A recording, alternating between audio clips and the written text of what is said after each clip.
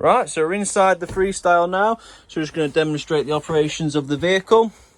First and foremost, we've got the control panel. So if I put the zoom back to 1 so it shows a clearer picture, what we've got is 1, 2, 3, 4, 5, 6, 7, 8 buttons. When you first come to the vehicle, you're going to want to switch it on with this button just here. Once you've switched it on, you'll have this screen that's in front of us. If I click down, you'll see we've got the temperatures there, we've got the voltage just there. If I just click up, it does tell you at the bottom as well. We've got system settings. So if we just scroll through right back to the beginning, just so we can show you properly. Going through leisure charging, solar charging. There we go. Right, so we'll scroll down. So Sergeant control panel with the serial number at the bottom. You go through leisure charging, so that's just giving you leisure battery levels and how much charge is going in. So we've got 2 amps going in compared to what we're using. Vehicle solar charging, so nothing going in today, which you can probably imagine. I don't know if you saw outside from the previous video, but no sun at all. Coming down, solar to vehicle 0.8, so it's not even counteracting what we're using at the minute. We're using more than we're taking on. We can select battery, so if I click this here, vehicle selected, click again, you see it says leisure selected just at this bottom bit just here. Now the reason I'm showing you that is because as we're plugged in now, it's charging the leisure battery, and it says L on the battery up there. If I click that in, you'll see now it's swapped to V, vehicle battery selected. And now the sun's there saying you've got solar power going into the vehicle battery as well. If the sun's not there, we're not getting anything off the solar at all. So I'll put it back to leisure battery for the sake of demonstration. Scrolling through, tank heater's off, so we can turn that on with this button just here. Now all that's going to do is warm your tanks up, so just there you'll see now, it's not there to warm the water up in the tanks at all. It's there to take any cold away from the external elements. So if you've got the frosts coming in the morning, the tank heaters counteract that frost to stop the water from freezing. To turn it off, click the same button. If we scroll down again, we've got AC limit 16 amps, internal temperature of 17.5, dimmer level. I can go through this and brighten up my LEDs. I don't know if you can really tell the difference on a camera, but for the sake of demonstration I'll put it all the way up to 100. But the reason that's there is to conserve battery life, and as well as that, LEDs can be quite bright in the evening time, so sometimes you want a soft glow rather than a harsh glow. Now obviously if we're also trying to save battery, we can put the dimmer level right down to 20, saving half the amount of power used, so we're making the battery last longer. We can go into the heating settings, which are all here, so no need to go into those. System settings, we can click into it, set our timers, set a minute timer, set a day timer, change the dates, change the months, change the years, turn the key beeps on and off. Backlit time 30, I'll probably put that up to a couple of minutes if I can, just so the screen stays on for a minute or two. LED timer, that is all right. Light mode normal, so you can have it lasting, normal, either or. Tank alarms on, so that's going to warn you if you're running out of fresh water or filling up with waste. Bluetooth pairing, so we can get the Swift Command app and connect to this control panel via the phone. And then there we go, down to the bottom. That was just asking me to arm an alarm, which I quickly went off because the alarms are piercing. So that's this side for you. On your left hand side, you've got your water pump on and off, and all these are lighting switches on and off. So they're just main isolators, for instance, the front of the vehicle, the back of the vehicle, and the middle of the vehicle, or your high level lights, your low level lights. They're all just light switches. To your left, you've got your trim Rynet system. So this is a dial, but we can click it in. So click in to wake up. Your top left there is the motorhome temperature. So if I click the motorhome with the thermometer and go into it, I can now change the temperature of the air inside the motorhome by turning the dial. To activate, click the dial in. Now you'll notice we've got a flame above this black line, so I know the heating's on. There's nothing above the black line for the water, so if I click into the water, I can turn it on eco, hot or boost. Now hot's the preferred one for me, so if I click into that, which is all well and good. Now if you put it on, well, just first and foremost, you'll notice above the black line it now says that we've got the hot water on. But if I put it onto eco, it's going to get to the same temperature as the hot. It's just going to take a lot longer to get there. If I put it on boost, it's going to get to the same temperature, but much faster to get there. But the thing is with boost, it does borrow power from your heating. So if you ever put the hot water on boost, expect less power coming through your heating. At the minute, we've got 2 bolts of electric up above the black line. So that indicates to me we're on electric 2. Now we can go to electric 1 if you're on your driveway and want to save some power. We can go to mix 2 if it's absolutely freezing outside and you want gas and electric on at the same time, or we can go to mix 1 if you're traveling the continent and you're in Europe and they're only going to supply you with a 4-amp socket to power your vehicle. It's not enough to have it on 2 kilowatts, so we'll do 1 kilowatt mixed with a bit of gas to get the same effectiveness as a 2 kilowatt. Come on, just to time me out there. If I go back, you will also see at the beginning we can put it on gas on its own. Now gas on its own will give you that dark bottle above the line. Gas and 1 kilowatt of electric will give you gas and 1 lightning bolt. Gas and 2 will give you gas and 2 lightning bolts. And then electric 1 will give you 1 lightning bolt, and electric 2 gives you 2 lightning bolts. So if I put it on mix 2, I can see I've got my heating on, my hot water on gas and electric 2 with a high fan speed because the fans are all lit up. We can put that down to high, or we can have it on eco. So I'll leave it on high for the time being. Your bottom left is a timer, so I can set a 12-hour timer. So whatever I've selected up there will then stay on for 12 hours. Or I can come here and do a daily event timer. So I can click into here and say, right, at 08:37 every day, I want these settings to come on here. Down at the bottom, you've got your settings arrow, which will then allow you to offset the internal to the external temperature. You can change from centigrade to Fahrenheit. You can adjust your screen brightness. You can change your hour clock from a 12 to a 24-hour clock. You can change the language in which the panel's in, the index for the panel, and the reset button. Now the reset button's handy because if you ever run out of gas, before you change your bottle over, you'll need to reset your system, and that's where you'll find it. To turn the system off, you want to hold the button in for approximately 5 seconds. Over here, we've got the waste valves and the fresh valves. So all that is, it's part of draining the vehicle. So there's something we call winterization, which we do advise you do to your motorhome after every use before you put it away, especially in the winter. Now what that means is draining every single ounce of water off this vehicle so that in the winter it can't freeze, expand and crack any of the pipes or the tanks that they're held in. Now when we're done with the motorhome, we should be coming here, click down. And the reason I stopped slightly then is because I didn't know whether you'd hear it or not. You can hear the electric valve opening that's just outside the vehicle down there. So that's how we're going to drain the waste off. Same for the fresh, which I'm not going to do because we've only got a little bit of fresh in, as you can see here. This bar goes all the way up to the top. Same on your waste side, it'll go up to the top. So we know the waste is empty because we've got no black blocks above the W, but we know just here we've approximately got 1/5 of water in the tank. So I'm not going to drain that off because I've still got to demonstrate. But to empty those tanks, you click these 2 down. Once they're empty, click them up to close them off. And we always advise when the vehicle is stored to leave them closed. We don't need any insects crawling up there. We don't need any cobwebs going up there. It needs to be kept clean. So always keep them closed when stored. Now that's not the only drain off point in the vehicle. That's to drain the 2 tanks that are underneath. In order for all the water to come off the vehicle, we need to make sure the water pump is off. So the water pump's not trying to refill the boiler as we empty it. We need to lift all the taps up, so because the taps are raised, it'll then suck the water back out of the tap, back out the hoses, it'll go back into the water tank and then back out through the water tank, obviously valve, because we've opened that up. So the last point that we need to do, whilst again the water pump is turned off, is we need to come in here and just down there, you see the yellow lever? We just need to get that and lift it up like that and leave it. We are now draining that boiler just there. Now if you to close it off, simply return back to a horizontal level and you'll hear the pump now running, filling the boiler back up, which is what we don't want, which is why we always have the water pump turned off when we're winterizing.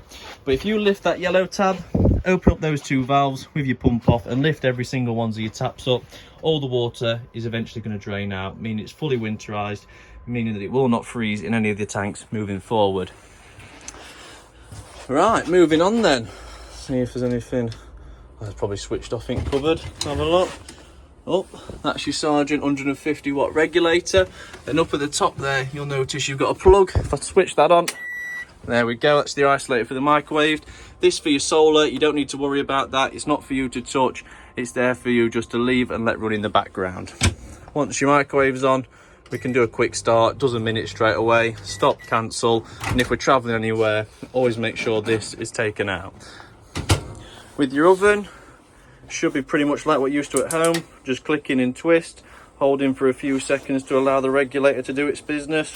Trying to do that one-handed, bit hard work, but again, nice and easy. And I'll just do the last one, just obviously while we're at it with beer as well, haven't we? All 3 burning on full gas. turn them off, return the dials to the top. None of this will work if this glass screen's not retracted back. It is a heat shield, it's there to stop any heat dispersing from the pans up the back and onto this plastic and board work. Extendable worktop goes up and down nicely. See how it's locked in place there, ready for travel. Pull that up and we're going to gain some worktop space. If I take you into here, if I push to the left and ignite, you'll see the oven lighting at the back. If I turn to the right and ignite, you should see the grill going. Right, is it done it? Struggling now, I can't see. There we go. Just needs to burn through a little bit more yet. Not being used very often, clearly. Get that used up a little bit more. You can see them coming through that side. Not staying on very long, is it? Come on then. No, it's not staying on. There we go. Burn through, get that regulator nice and warm. Now this is what happens if you've not used your motorhome for a while. You'll find that things in motorhomes do need to be used, and you'll see now I've allowed the gas to purge through. We're all well and good, glowing full red hot. So with the thermocouple, took a while to get warm, probably because this hasn't been used very often while it's been with us, and perhaps the grill side, you never know, could have been barely used before. So now that's running, I'm just going to leave that burning to burn anything off there. Just make sure it's working proper and working for a good amount of time. We've got some sockets in the kitchen, which once they're only operational once the vehicle's plugged in. So we need to make sure that we've got that hookup leading if we want these to work. The extractor fan's nice and easy. You twist this here to open the roof up, which you'll struggle to see through obviously the actual fan itself on a camera. But to turn it on, just tap the on button. They're not actually buttons, you just have to touch them. And you see if I click up, it lights, so you've got each light will go twice. Then you're up to full speed. Or to go the opposite way, I simply have to click the opposite side, like so, all the way down. I always let the fan just slow down a little bit before I fully go opposite, and then we can start clicking opposites, look, and it'll start spinning the other direction.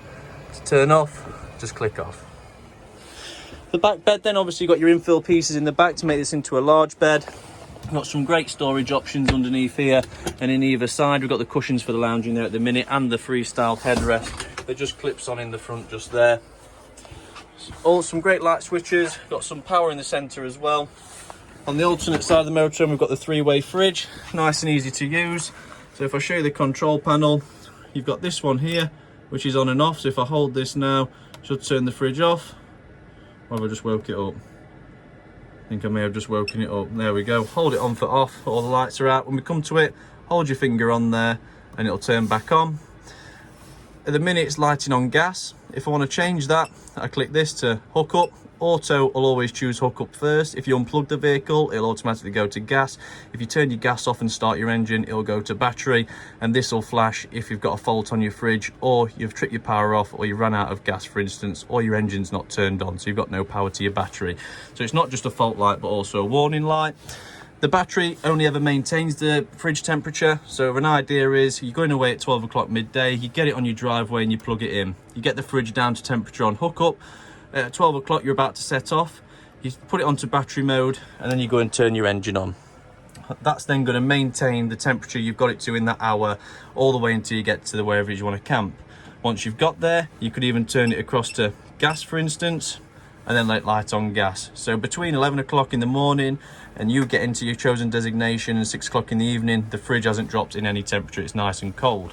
To change the temperature, we just tap the thermometer on the right. So I'm going to return that to hookup so we're not burning through all the gas. Close that fridge up nice and easily. Into where you've got your TV aerial. So that's just a normal booster in the back like what you'll have in the loft at home. This here is the aerial. For the best picture, you want to twist that clamp open to the left like so, loosen it off and then raise the aerial up like that. When we're travelling, make sure it's all the way back down and make sure the cable's not gaining too much resistance, and then close the clamp back up. Now it's ready for travel. You can turn this on with the switch at the top and turn it off like so. If you want to save battery, for instance, and we don't want a light on constantly, you want to turn that off. Into your bathroom, should have some, make sure the water pump is on. Yeah, water pump's on, so we should be able to get some good pressure coming through here. There we go, some nice pressure either side there. some really good pressure actually. Shower head's just there, well the shower head's up there, sorry, but the tap for it's just here for exactly the same purpose. Your toilet cassette, you'll get some lights come up on the left hand side, and this one will light up when you've got to empty that cassette I showed you outside. In order to flush the toilet, we need the water pump turned on the control panel, and we click the blue button which flushes. Obviously now we need to get rid of the flush, so we get this lever here, push it across, and that's dropped into the toilet cassette. To close, just like that. If we want more space in the shower, we can spin the seat around just like that. We've got some storage up top as well for those big 1 litre shampoos and conditioners. We wouldn't want any of them falling off the side or off of here down here, because if they fall, obviously a litre worth of liquids is equivalent to a kilo. Dropping a kilogram weight straight on a shower tray has never been good for anybody. Now, just so you know, we've got the fan system obviously on 2 fan blades rather than 4, and I'll just let you hear the speed it's coming. I don't know if you can hear how fast that's coming out, but that is some serious blowing power coming from there just on the 2 fan blades. So the boost setting, God only knows how quick that's going to make it come out. Now obviously the bed, obviously I'm going to struggle to show you with the camera in hand, but you want to push the button in. I'll see if I can do it without any. Oh, look at that, what do you know? Easy enough to get down whilst even recording. So push in, push up, and then pull down. Obviously we've got the ladder there. That clips onto here. Oh, there, you don't want to clip it onto that. That clips onto here, so we can get in and out of bed. We've got safety nettings underneath. Just nice little over the top bed, nice and comfy. We've got a little light on the wall there if you want an individual light on. And then obviously you want to push it back up until you hear it click in place, which it's just like so. Then all the way up until you get that click. Once you've got the click, we're now safe to move. To swivel your seats, you're going to pull this lever just there, pulling the chair around with it, just like so. And then when we go back, just listen for the click. Once it's clicked, you know it's safe to travel. If you flick that up, so up is cruise control, down is the speed limiter. You can push the lever up and down and you'll get a little light around the dashboard to set your chosen speed. Reversing camera comes through here. We can turn it off and on with the bottom right hand button when the engine's on. In case you're driving at night time and the screen's a bit bright for you, we can turn that off. Individual lights for the cab then. They've all got switches on the back, but they are very handy if we need to look in the over top lockers. They're good if we've got to read a map in the cab, if we've got to read anything in the back. Really nice and easy to use. Then just click the button on the back. To adjust your seat belts, you can lift and use that mechanism just there. For the lighting underneath here, individually switched as you can see, just like so. And again, just there. These are the runners for the drop down bed. Always good to keep them greased up. And then when the bed is up in position, there's a little clip here that you can just clip on like that as a safety mechanism, just to make sure that the bed's clipped up in either corner before you travel, just like that. It's a bit like a seatbelt mechanism, but easier to use. All in all, great motorhome. Underneath this bench seat just here is your fresh water tank. Obviously you've got a little screw top in that corner just there. Now that's going to help you when it comes to cleaning it once a year, putting your tablets in there, distilling tablets, and it's actually a big enough entrance that you can get your arm in with a sponge and have a clean round. Now that's your handover video for the Swift Freestyle. Obviously the only thing I do now when packing away, the order of packing away will be leave the fridge on, put it on gas, leave that burning, put my hob glass down, take out my grill pan to stop any rattles, take out my microwave plate to stop that from sliding out, and if it does slide out, first place it's going to fall is on here, so you're going to have a double smash. Don't want that. Take that out, put it in a cupboard. I then want to come in over to here, open this up, and quite simply hold that button in, and you'll notice now it will say off ... and that system in time will shut itself down. Let it shut down properly. Obviously don't just turn it off and go straight away. Let it slowly shut itself down. That's going to prolong the life of the boiler, just allowing it to turn off properly. I'd then empty my waste. I'd empty my fresh. Obviously I'm not actually going to empty the fresh though, because I don't want to lose all the water still. But I'd do those two, and then obviously if I wasn't going to use the motorhome for a matter of time, I'll be turning my water pump off, opening my taps up and draining that yellow drain just there as well underneath, emptying all the water off apart from some in the fresh. But it's always good to keep this in the fresh when traveling, so if we need the toilet on long journeys or you want to wash your face, wash your hands, you still can get running water and you've got a bit of water to use even for flushing the toilet as well. So always leave a little bit in when traveling, but empty everything off, turn the control panel off, put the bed up, make sure it's clipped up in the corners, get your seating arrangements back in. If you have to remove this centerpiece here for the passenger seats, so be it. Make sure all the clips are done, and then I'd head on outside. I'd go straight to the gas locker, turn the gas off just by turning that to the right. I'd make sure that anything that was plugged in there was unplugged, any gas barbecues are unplugged and put in the garage. Then round to the driver's side. At this point now, I can go inside, I can put the fridge on battery and start the engine, unplug the hook up, make sure all the areas are locked up down here, make sure the external shower's out and back in the garage, and wrap everything up and put it away, and we're good to go.